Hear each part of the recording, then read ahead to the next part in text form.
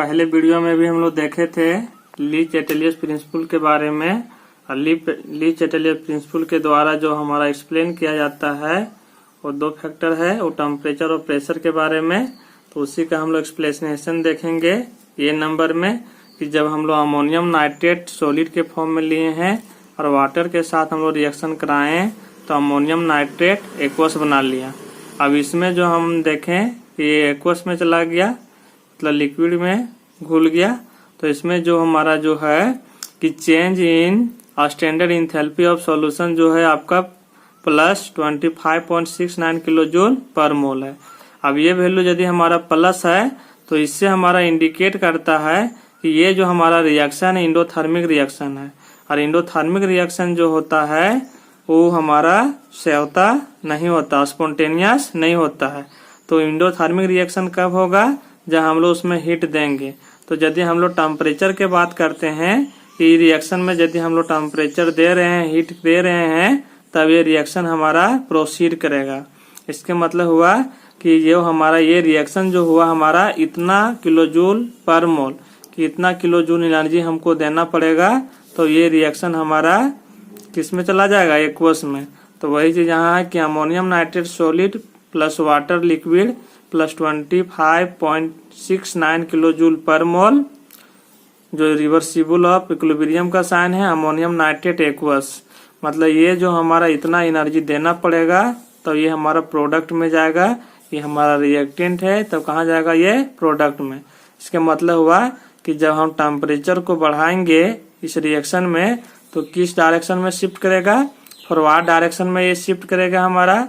किस डायरेक्शन में? Forward direction में। क्योंकि इंडोथर्मिक रिएक्शन में जो होता है हम लोग हीट दिया जाता है तभी वो रिएक्शन प्रोसीड करेगा। तो इसमें हम लोग हीट देंगे, मतलब टेम्परेचर बढ़ाएंगे, तो रिएक्शन हमारा प्रोसीड करेगा फॉरवर्ड डायरेक्शन में। वही चीज बोल रहा है कि the above equilibrium shift in the forward direction. वही चीज बोला कि जो एबव इक्विलिब्रियम था हमारा किस डायरेक्शन में शिफ्ट किया है? फॉरवर्ड डायरेक्शन में। और इंक्रीजिंग टेम्परेचर कब? जब हम टेम्परेचर बढ़ाते हैं। क्यों ऐसा हुआ? क्योंकि जो रिएक्शन था वो इंडोथर्मिक था, तो इंडोथर्मिक में हीट एब्जॉर्ब करता है तभी रिएक्शन होता है, इसलिए टेम्परेचर बढ़ाने से रिएक्शन हमारा फॉरवर्ड डायरेक्शन में होगा। It means the solubility of ammonium nitrate, कि जो हमारा सॉल्युबिलिटी होगा अमोनियम नाइट्रेट और एनी अदर सब्सटेंस, और उससे सिमिलर जो अदर सब्सटेंस जो होगा whose dissolution is endothermic process. और वो जो हमारा सॉल्युबिलिटी होगा, डिसोल्यूशन होगा, डिजोल्व होगा, वो कैसा प्रोसेस होगा? इंडोथर्मिक प्रोसेस होगा। और इसमें क्या होगा? इंडोथर्मिक प्रोसेस क्या होगा? बढ़ेगा, increases with increase in temperature.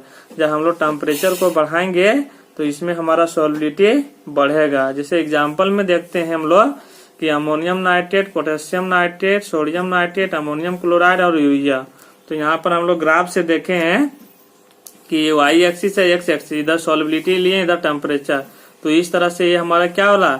Temperature जैसे जैसे हमारा बढ़ रहा है तो सॉल्युबिलिटी भी हमारा क्या हो रहा है? बढ़ रहा है।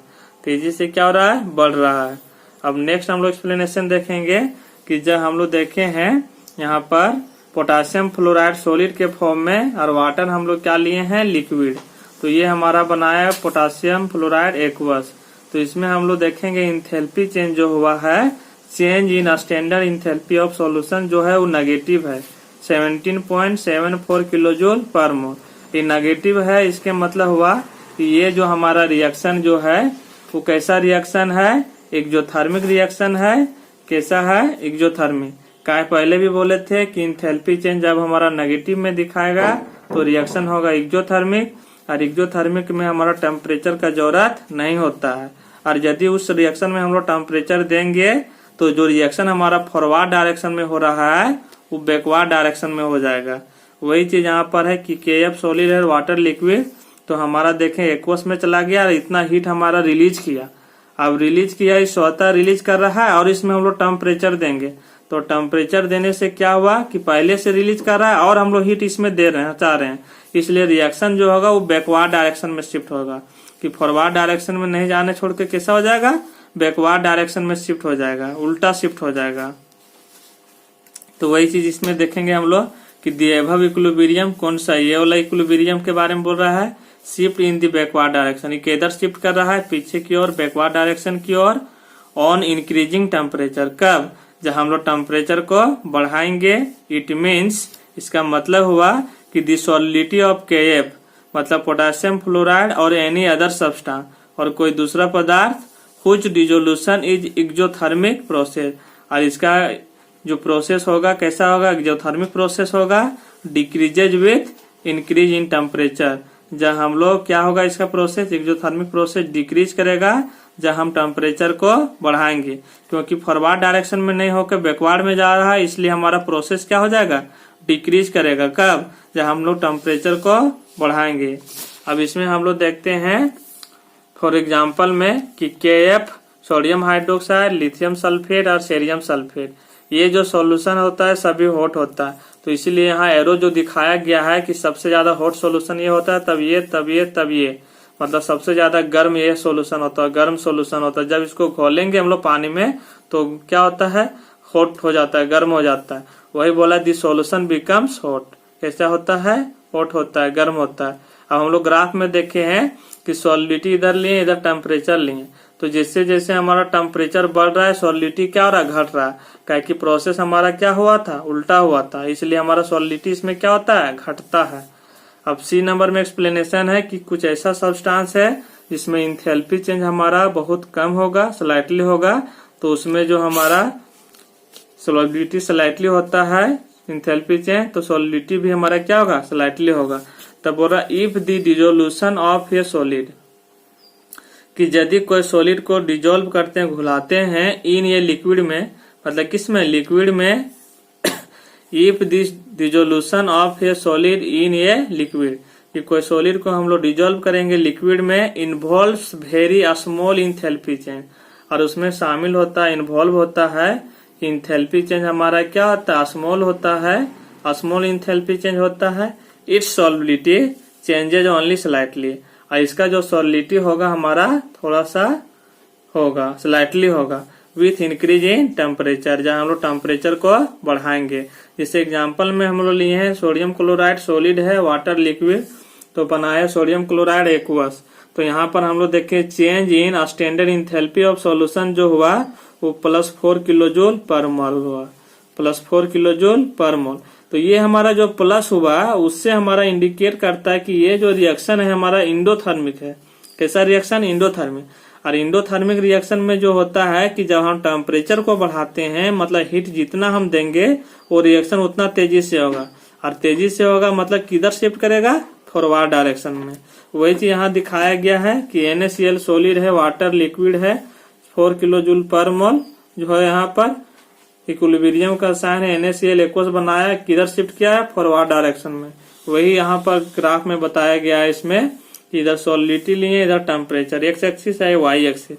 इसमें जो धीरे धीरे बढ़ रहा है, इसका जो सॉलिडिटी धीरे धीरे बढ़ेगा जब टेम्परेचर को बढ़ाएंगे, क्योंकि हमारा जो इंथैल्पी चेंज है इसमें क्या है, बहुत कम है, क्या है, कम है।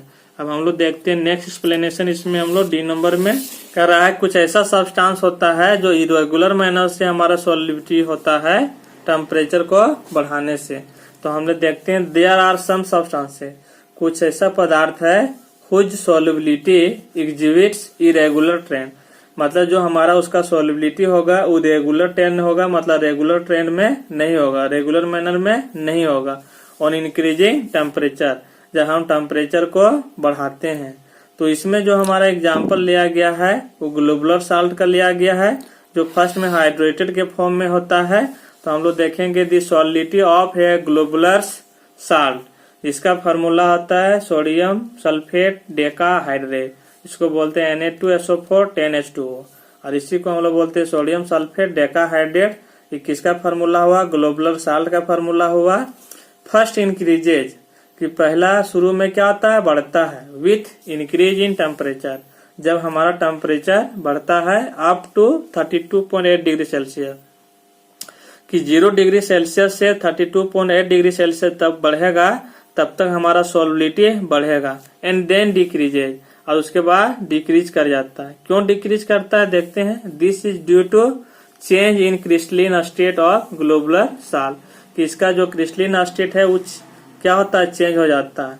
पहले हमारा देखें ये सॉलिडिटी है, इधर हम लोग टेम्परेचर लिए हैं, तो ये हमारा हाइड्रेटेड के फॉर्म में, हाइड्रेटेड मतलब वाटर मिला हुआ है, तो वाटर जब मिला हुआ है इसमें तो ये ज्यादा सॉलिबिलिटी होता है, इसलिए बोला है कि जब टेम्परेचर बढ़ाएंगे इतना तक तो सॉलिडिटी ज्यादा होता है। लेकिन जब हाइड्रेटेड का फॉर्म खत्म हो गया तो ये सॉलिड फॉर्म में आ गया, तो सॉलिड फॉर्म में जो होगा टेम्परेचर बढ़ाएंगे तो सॉलिडिटी इसका क्या होता है, घटता है। क्या होता है, घटता है।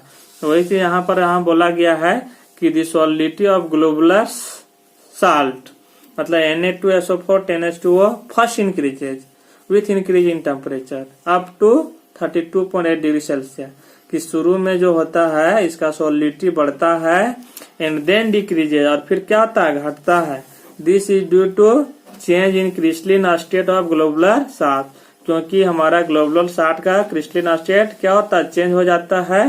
तो यहाँ देखें हम लोग की सॉलिडिटी में जो है आपका कि Na2SO4 हाइड्रेटेड के फॉर्म में यहाँ पर है ग्लोबुलर साल्ट, फिर हमारा वाटर इसका खत्म हो जाता है। जैसे वाटर इसका खत्म हो जाता है, सॉलिड के फॉर्म में आ जाता है, तो इसका सॉलिडिटी क्या होता है, घटने लगता है जब टेम्परेचर बढ़ाते हैं। नेक्स्ट है इसका पॉइंट जो है प्रेशर, कि प्रेशर में क्या इफेक्ट पड़ता है। तो हम लोग पहले ऑलरेडी जानते हैं कि कोई भी सॉलिड पदार्थ में यदि हम लोग प्रेशर लगाते हैं तो उसमें कोई इफेक्ट नहीं पड़ता है, इसलिए हमारा सॉलिडिटी में भी प्रेशर इसमें कोई प्रभाव नहीं पड़ेगा।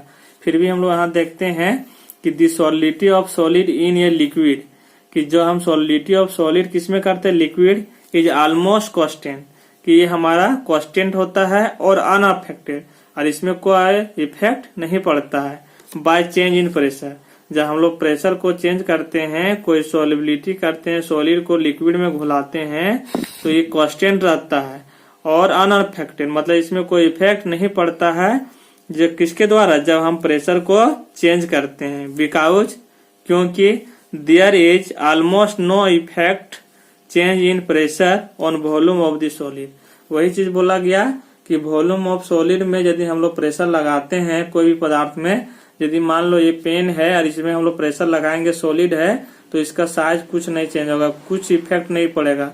इसलिए बोला यहाँ पर कि यदि हम लोग solidity of solid in liquid करते हैं तो प्रेशर बढ़ाने से हमारा कोई इफेक्ट नहीं पड़ेगा, अनअफेक्टेड होगा, मतलब कांस्टेंट होगा। क्या होगा, कांस्टेंट होगा, मतलब ये प्रेशर पर डिपेंड नहीं करता है। वही चीज बोला है, the solidity of solid in liquid is almost constant और unaffected by change in pressure. कब, जब प्रेशर को हम लोग चेंज करते हैं, because there is almost no effect change in pressure on volume of the solid, कि कोई इफेक्ट नहीं पड़ता है वॉल्यूम में, किसका, सॉलिड के वॉल्यूम में, जब हम लोग प्रेशर को चेंज करते हैं। अब हम लोग नेक्स्ट वीडियो में देखेंगे कि solubility of A gas in a liquid, कि अब देखेंगे हम लोग सॉलिबिलिटी किसका, किसी गैस का किसी लिक्विड में। Thank you.